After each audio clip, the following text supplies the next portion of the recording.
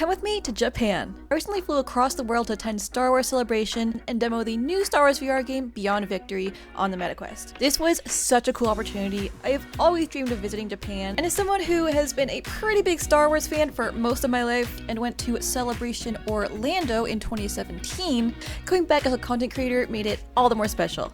Now, I filmed almost the entire trip using my Ray-Ban Meta glasses.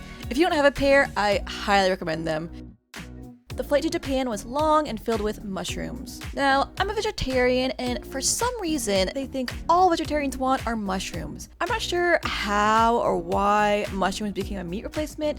They don't even have protein. They're slimy and gross, and y'all need to stop forcing mushrooms on vegetarians. Anyway, finally arrived in Tokyo late at night. Before hitting Celebration, I took the bullet train to Kyoto, getting a glimpse of Mount Fuji on the way. Kyoto was definitely the highlight of my trip. I did a lot of walking, but also used the Kyoto Metro to get around, which is actually one of the most punctual train systems in the world. It was always right on time. One of the first things I did was check out the Kiyomizu-dera temple. There were 10 jillion freaking people there and a million stairs, but it was stunning and well worth it.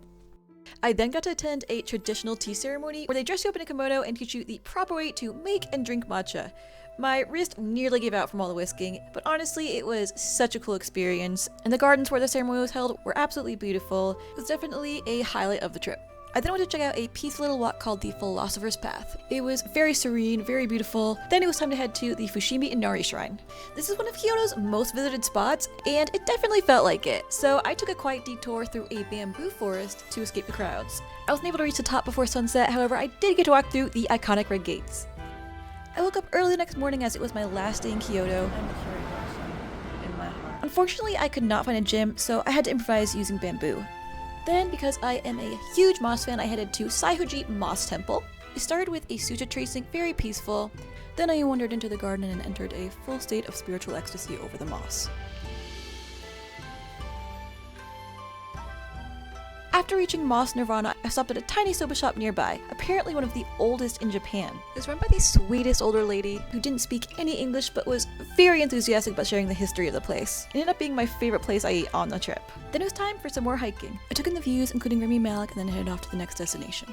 The next place I went was a little-known garden that I'd heard was great for seeing cherry blossoms. I was amazed by all the colors and the lushness of the flowers. This was definitely one of the most beautiful places I went in Japan. And I also got to try some strawberry mochi, which was super yummy. My final stop in Kyoto was the Studio Ghibli shop. I absolutely love Studio Ghibli, so it was super cool, and I love that they were playing the Totoro theme song.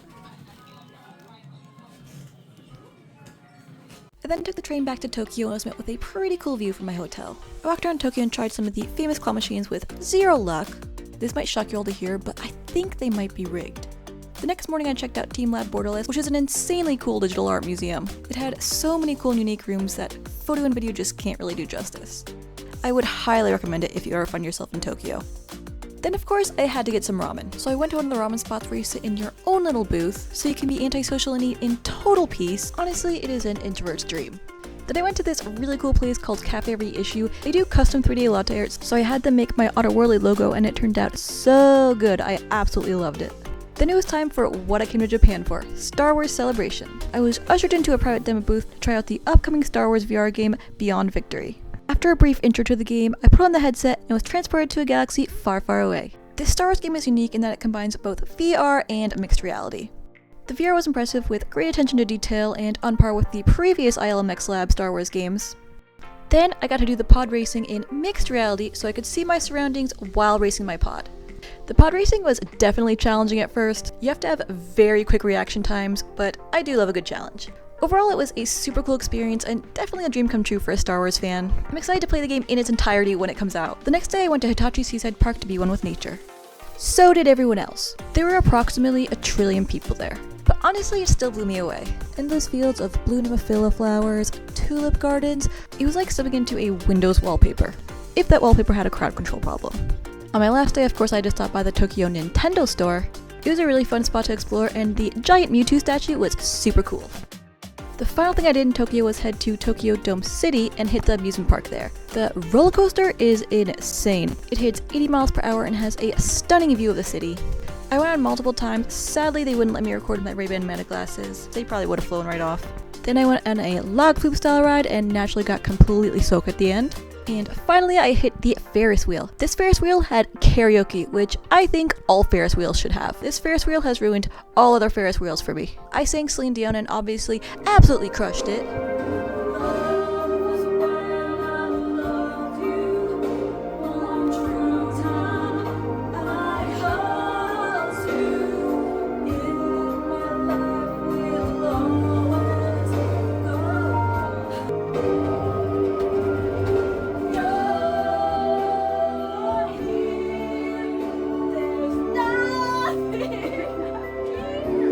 This trip was honestly incredible, and I already can't wait to come back to Japan someday. I'm super grateful to my Ray-Ban Meta glasses for letting me capture so much without pulling me out of the moment. If you're interested in checking them out, I've dropped my affiliate link below, and please do use it if you can, because I accidentally dropped my favorite pair in the pool and would really love to replace them.